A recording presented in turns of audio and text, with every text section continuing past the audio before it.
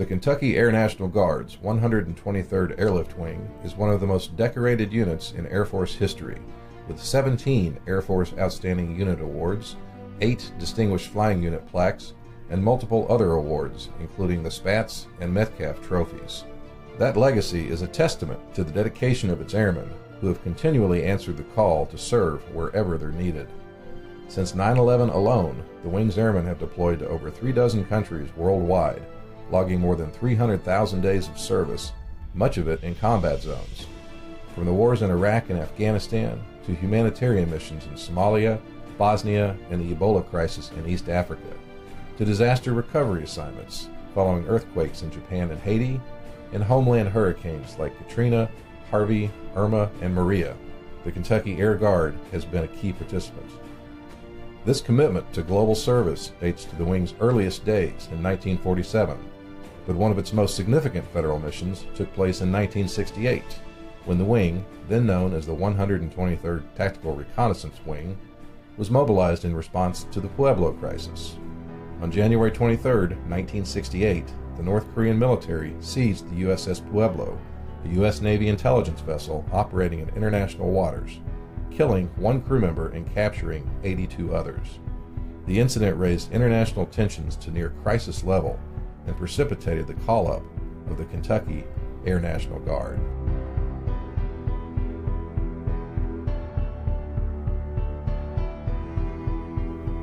With military forces heavily engaged in Vietnam, President Lyndon Johnson mobilized Kentucky's 123rd Tactical Reconnaissance Wing on January 26, 1968.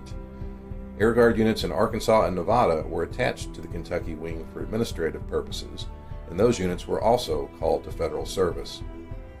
The no-notice recall brought 104 officers and 650 airmen of the Kentucky Air Guard to active duty abruptly, giving them no time to adjust from civilian life. Nonetheless, within 24 hours, all members of the Kentucky units reported for active duty. By January 29th, the Kentucky Airmen launched into serious training efforts. Air crews were sent to Sea Survival School at Homestead Air Force Base, Florida, and to tactical training at Shaw Air Force Base, South Carolina, home of the Tactical Air Reconnaissance Center. Other training included camera repair, aircraft maintenance, photo processing and interpretation, and intelligence debriefing. On May 28th, the unit was alerted that it would be moved to Richard Schiebauer Air Force Base, Missouri, located south of Kansas City.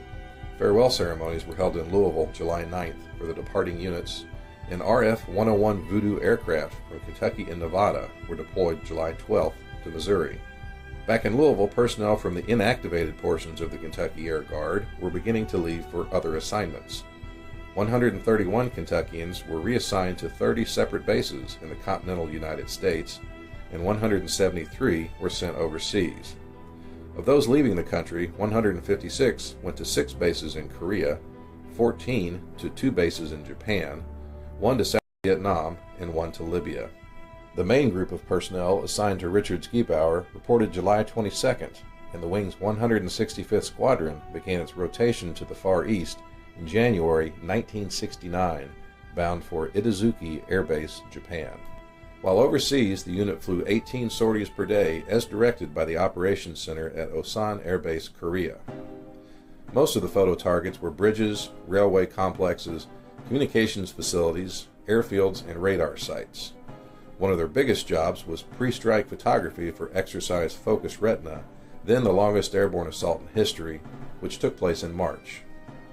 In late April, the 165th returned to Richard Schiebauer, and the following month, from May 18th to the 25th, the Kentucky and Nevada contingents returned to their respective Air National Guard bases.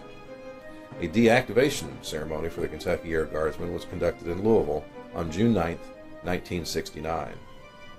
During the recall period of 17 months, the entire wing compiled an enviable record, logging approximately 20,000 tactical flying hours from a total of 11,561 sorties, and delivered almost 320,000 reconnaissance prints to requesting agencies. The command was deployed on important missions to the Panama Canal Zone, the Alaskan Air Command, and to Itazuki Air Base, Japan.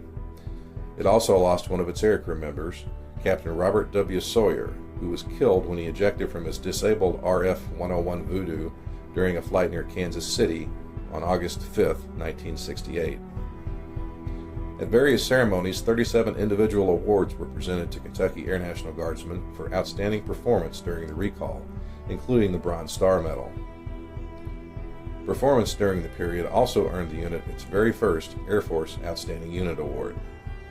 In his comments to the airmen of the 123rd following the unit's deactivation, Wing Commander Brigadier General Jack Owen spoke of the unit's impressive accomplishments under trying circumstances. "As we close out our active duty service," Owen said, "we can look back upon the outstanding service of this wing, particularly its tactical squadrons, which have compiled a tremendous record in Japan and the Republic of Korea. Operationally, this wing is without equal anywhere in the Air Force. We have flown more hours, more sorties, and more fragged missions than any comparable unit anywhere. If we're a little proud of ourselves, we have good cause." That pride is still evident in the men and women of the Kentucky Air National Guard today, thanks in part to the legacy of service set by the airmen who answered the call to the Pueblo crisis 50 years ago.